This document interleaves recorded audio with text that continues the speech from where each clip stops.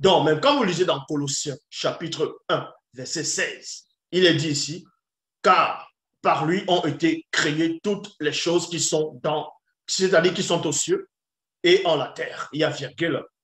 Les visibles et les invisibles, soit les trônes et les dominations, les principautés, les puissances, toutes choses ont été créées par lui, par lui, par lui et pour lui. Donc, on vous apprend ici, selon les Bibles classiques, on vous apprend que c'est Paul de Tarse, voilà, qui parle, qui dit que Dieu aurait créé. Dans d'autres versions, d'autres aussi vont dire que c'est Jésus-Christ lui-même qui est Dieu, qui aurait créé toutes choses qui sont dans les cieux, donc que Dieu a créé par lui et pour lui. Maintenant, certains aussi disent que c'est Jésus-Christ qui a créé toutes choses. Or, on va aller dans Néhémie, dans d'autres versions. C'est à la place de Néhémie, c'est écrit Néhémia, chapitre 9, au verset 6. Il est dit ici, tu es Jéhovah, toi seul, c'est toi qui as fait les cieux, oui, le ciel des cieux et toute leur armée, la terre et en gros, tout ce qui est renfermé, les mers et tout ce qui s'y trouve, et tu les as gardées toutes en vie. Point virgule, leurs armées et l'armée des cieux se prosternent devant toi. On vous montre ici que dans Néhémie, chapitre 9 au verset 6, selon les canons, selon les Bibles classiques, que Dieu, Yahvé Adonai, Jéhovah, Elohim éternel, ce faux Dieu-là est la seule personne qui a créé, lui toute seule, les cieux et la terre. Dans d'autres passages, quand on va dire que Dieu a créé par sa parole, les cieux ont été faits par la parole de Dieu, et tout par, en gros, par son souffle, ainsi de suite. Mais nulle part, il est question de Jésus. Nulle part, il est question d'un fils qui a créé avec son père. Donc, ça n'existe pas, cette version-là. Ça n'existe, en tout cas, dans les versions classiques, ça n'existe pas, cette notion-là, cette théorie-là, ce dogme-là. Tout ça, c'est complètement faux.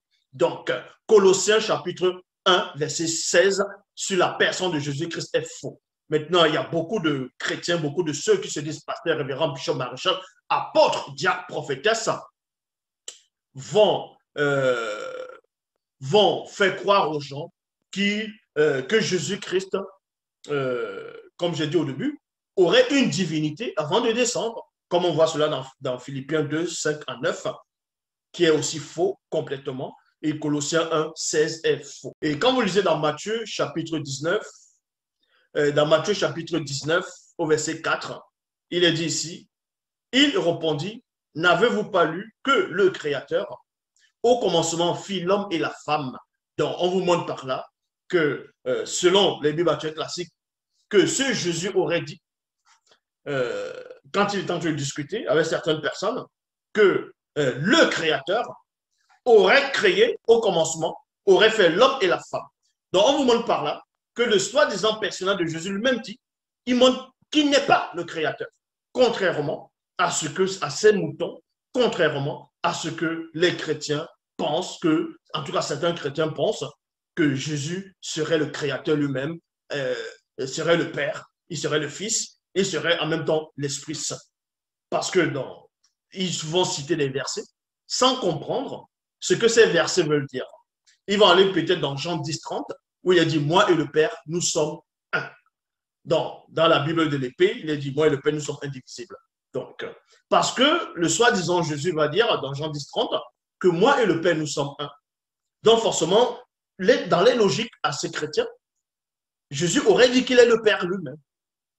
Non, non. Ça, c'est complètement faux. Et parce qu'il va aussi prendre les versets où le soi-disant Jésus aurait dit à Philippe que celui qui m'a vu a vu le Père. Il y a si longtemps, je suis avec vous, tu ne m'as pas connu, ou bien tu ne m'as pas reconnu. Donc, le jour, selon ce passage-là, quand le soi-disant Jésus est en train de parler ainsi, Jean, l'apôtre, était là. Et ça n'a pas empêché Jean, plus tard dans ses épîtres, d'écrire que personne n'a jamais vu Dieu à aucun moment. Personne n'a jamais vu le Père à aucun moment. Donc, si on vous dit, si ces chrétiens pensent que Jésus disait à Philippe réellement que lui, il est le Père, que celui qu'il a vu le Père, Jean qui était là, qui avait le Saint-Esprit sur les Bibles classiques, dans les épîtres, il avait déjà reçu le baptême, il avait déjà reçu le Saint-Esprit il avait déjà reçu le Saint-Esprit, il avait aussi reçu le baptême dans Actes des Apôtres chapitre 2. Donc, vous comprenez par là que Jean vient de contredire votre soi-disant Jésus-Christ. Mais ce n'est pas par là qu'on va s'arrêter. On va aller plutôt dans 1 Roi, chapitre 22, verset 19. J'avais déjà donné beaucoup de passages sur 1 Roi, chapitre 22, verset 19. J'avais expliqué ce qui se cachait derrière. Mais il y a aussi un autre sens, toujours dans ce verset, que beaucoup de personnes n'ont pas pu voir. Donc, ici, parce que remarquez que dans ce qu'on va appeler le Nouveau Testament, le soi-disant Jésus, dans la prière sacerdotale, il va dire qu'il était déjà auprès de Dieu avant que Dieu ne crée toute chose. Vous voyez, il était déjà auprès de Dieu, auprès du Créateur, selon lui, avant que le Créateur, avant que Dieu, Yahvé, Adonai, Jéhovah, Elohim, selon les Bibles classiques, ne crée toute chose. Vous voyez, et on va vous montrer que c'est un menteur. Il n'a jamais été de l'autre côté. Il n'était pas de l'autre côté, même selon les versions actuelles. Pour cela, on va d'abord dans ce qu'ils vont appeler l'Ancien Testament. Dans 1 Roi, chapitre 22, au verset 19. Bible, second 21, il est dit, Michée ajouta, eh bien, écoute donc la parole de l'Éternel. J'ai vu l'Éternel assis sur son trône,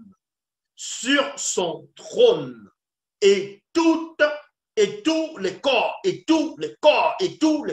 célestes debout près de lui. Il y a virgule à sa droite et à sa gauche. Donc, le prophète, à un moment donné, selon les Bibles classiques, dans un temps reculé, a eu une vision. Et dans la vision, c'est-à-dire a vu ce qui se passait de l'autre côté. En voyant, il dit ceci, qu'il a vu Dieu, il a vu Yahvé, il a vu Jéhovah, il a vu Elohim, l'Éternel, en fonction des versions, qui était assis sur un trône, vous voyez? Et autour de lui, il a vu des corps célestes, donc il a vu des entités, il a vu des esprits, des êtres spirituels autour de Dieu, debout à sa gauche et à sa droite. Nulle part, ce prophète a précisé que Dieu était avec un fils. Est-ce que vous comprenez? Nulle part, dans les versions classiques, il est précisé que Dieu était assis et il y avait un autre personnage qui était assis à la droite. Donc, il n'a pas vu Jésus-Christ parce que Jésus-Christ ne vient pas du ciel. Il était inventé. Est-ce que vous comprenez? Il ne tire pas sa divinité de l'autre côté.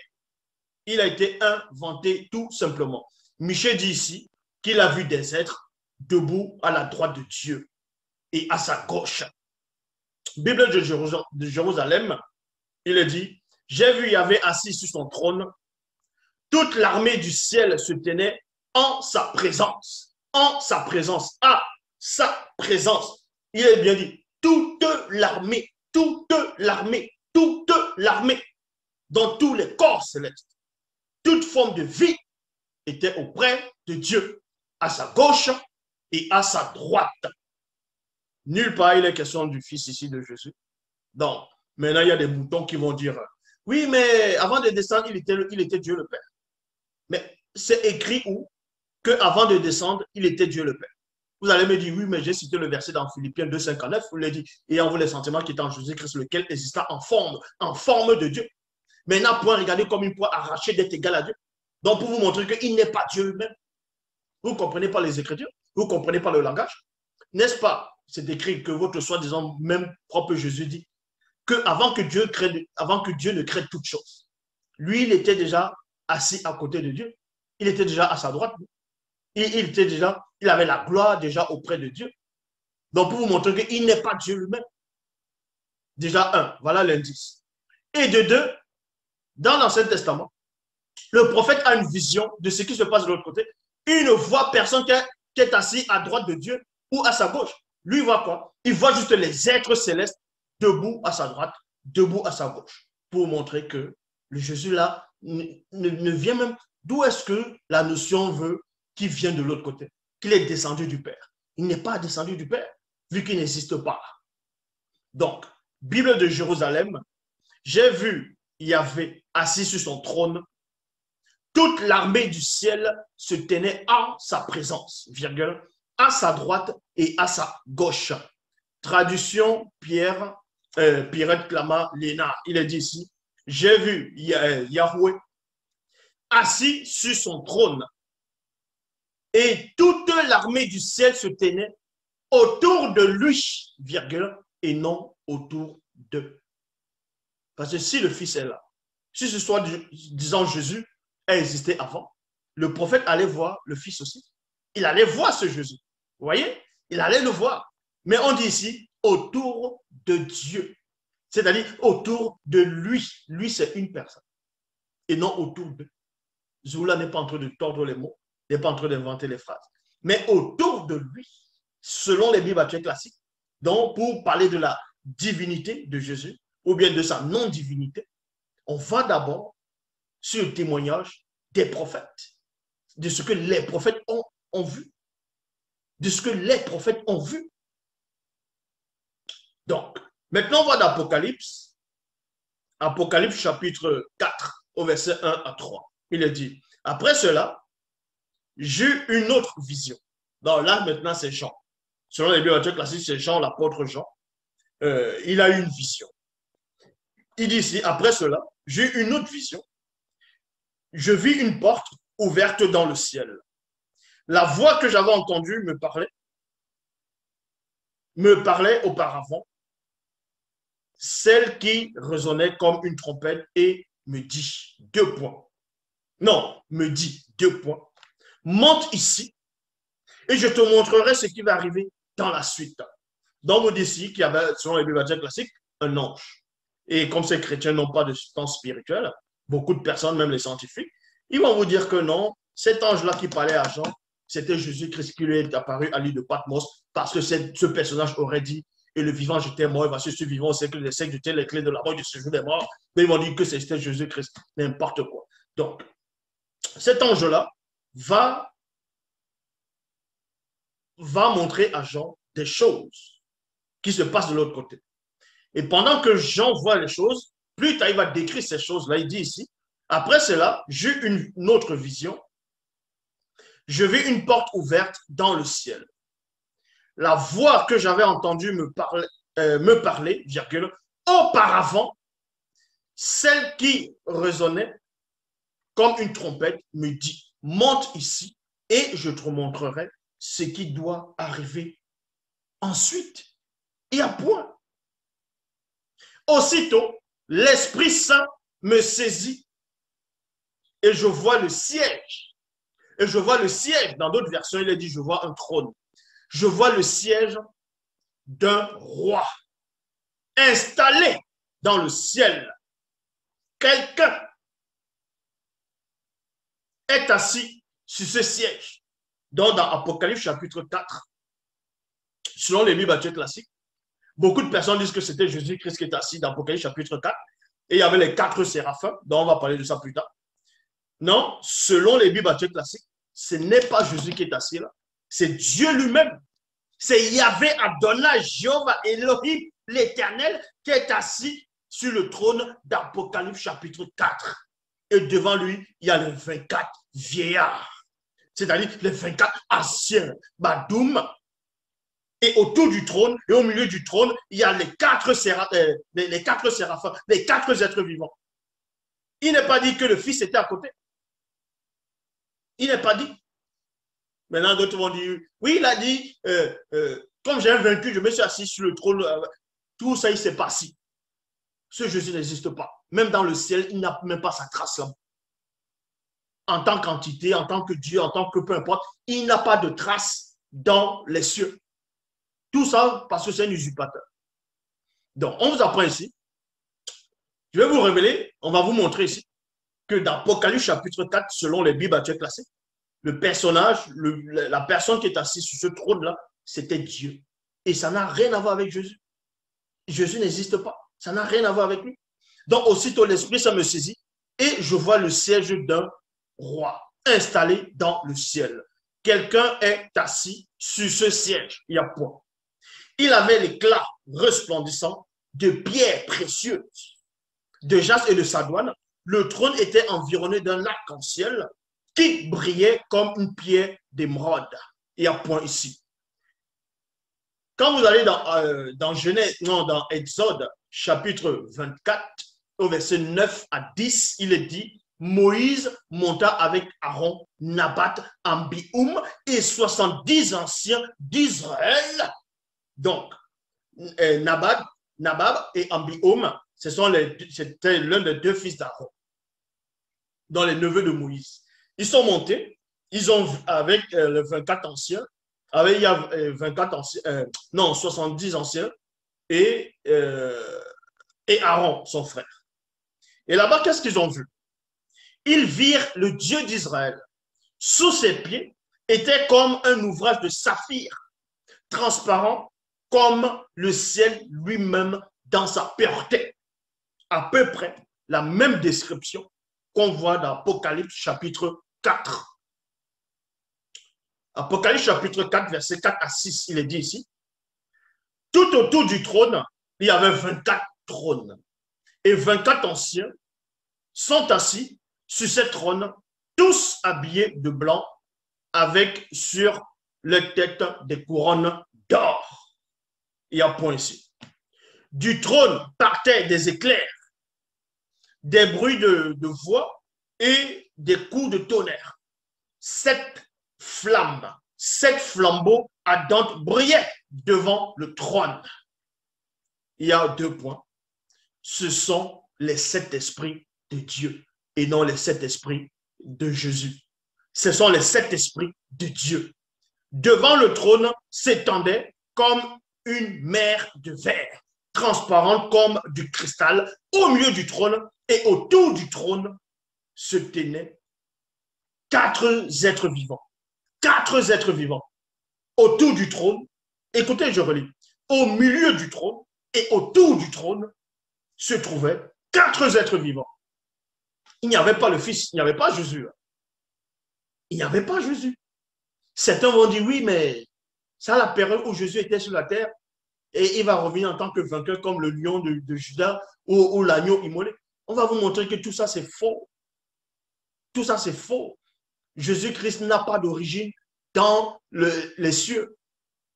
Il n'a pas d'origine dans les cieux. Selon les Bibles actuelles classiques, il n'a pas de divinité puisque c'est un faux Dieu. C'est un faux Messie. Il n'existe pas. Donc, devant le trône s'étendait comme une mer de verre, transparente comme du cristal.